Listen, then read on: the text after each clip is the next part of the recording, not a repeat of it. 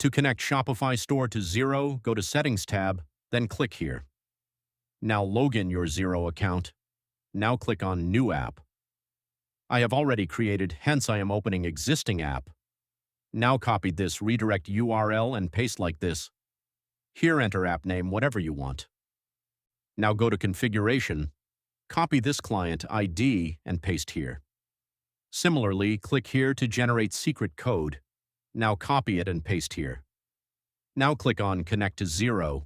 Wait for seconds. Now select Xero organization that you want to connect and click on Allow Access. Wait for a movement. You have successfully connected to Xero now. Step 1 has been successfully complete.